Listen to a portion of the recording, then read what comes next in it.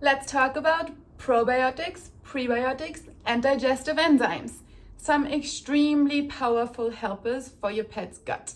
And as we know, the gut is it is the most important thing that we have to watch if we want to have a healthy pet. So whether you're switching the diet, you're introducing new proteins, or if your pet just in general has a sensitive stomach, probiotics and digestive enzymes are a fantastic way to help them get better. There's one thing I need to say about transitioning the diet. Some of you know there is something wrong in the diet and you're very eager to change the diet.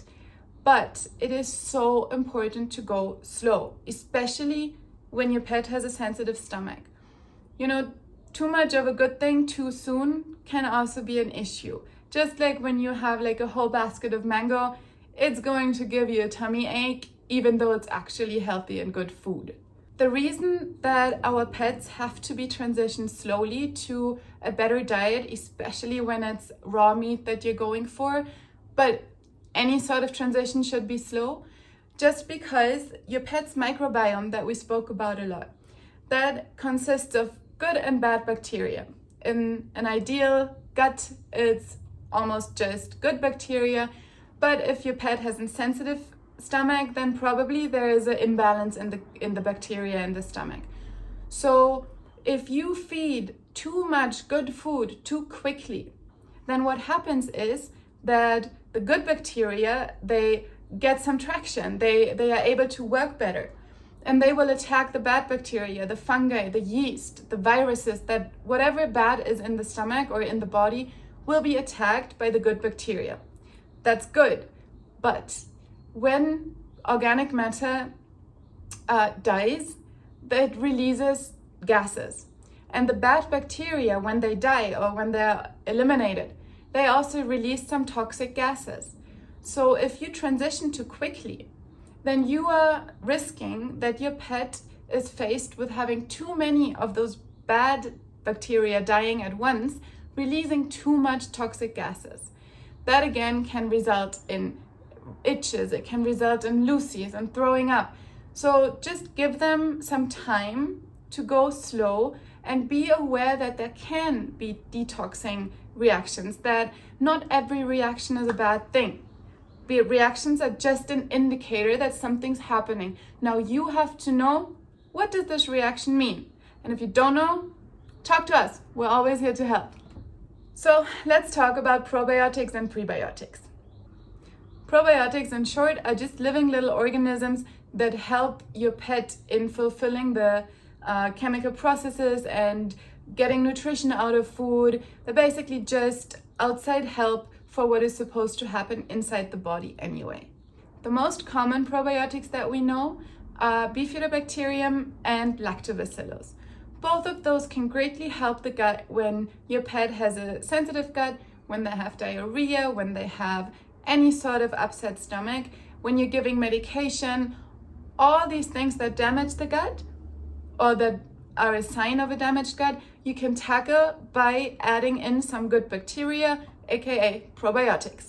Probiotics can help with inflammation, they can help against issues like colitis, they can help patch up the gut lining. They have a lot of benefits, and you can most commonly find them in fermented foods like fermented vegetables, in raw goat milk. There are lots of sources beyond just curd. There are also soil-based probiotics, and these are quite fantastic little organisms. They are in the soil, obviously.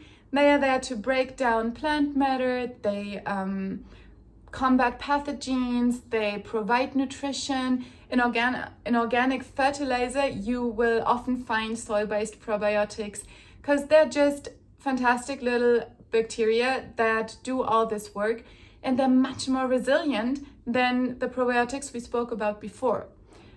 The soil-based probiotics can actually withstand much higher temperatures, thus have a longer shelf life. Actually, soil-based probiotics can go dormant, which means they don't necessarily die when they are exposed to some environment that is not good for them. Instead, they go dormant and can then later pick back up and work again. So it's always a good idea, especially when you're feeding antibiotics to your pet, to try soil-based probiotics because they have a higher chance of actually surviving and doing the work that you want them to do. I mean, my grandma used to tell me, dirt cleanses the stomach. She would never make a fuss when I dropped some sort of food and was crying, and she said, pick it up and eat it. Dirt is good for you. So I kind of feel like this is exactly what she was trying to tell me. Like, all the things our grandparents tell us have truth to them. So try some soil-based probiotics for your pets with a sensitive stomach, and I'm sure you'll see some bettering. A quick word about prebiotics. Prebiotics are basically just the food you feed the probiotic bacteria. So that can be fruits like banana or dandelion greens.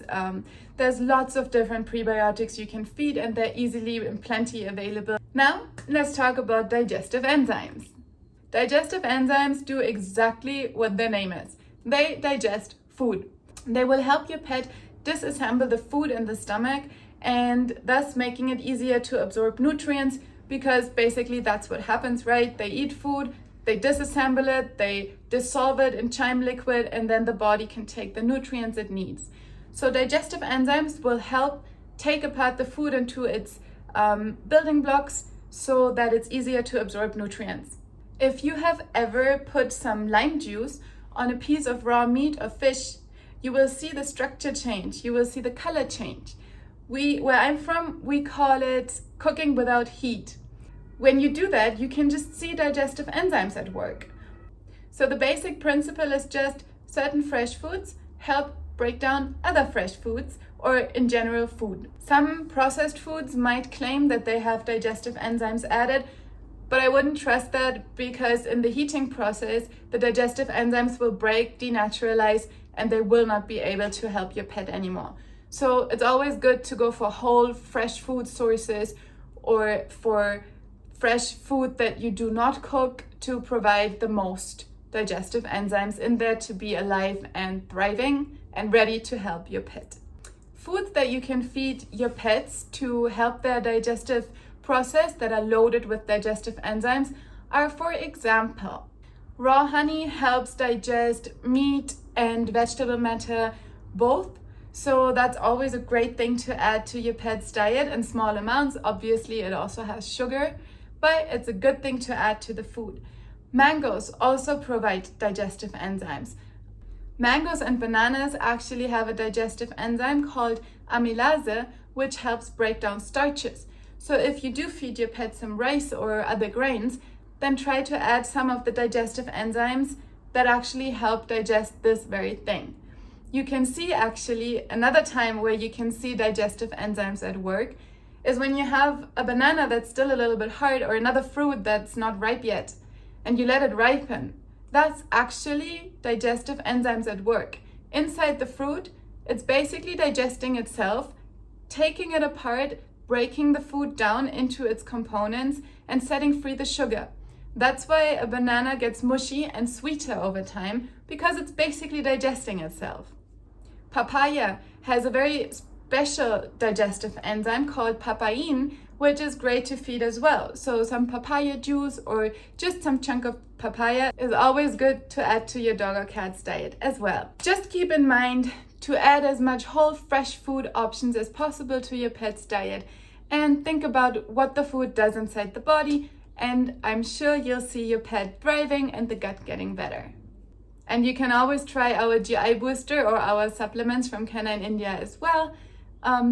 But there is many options. Just find the ones that fit your pet and your lifestyle.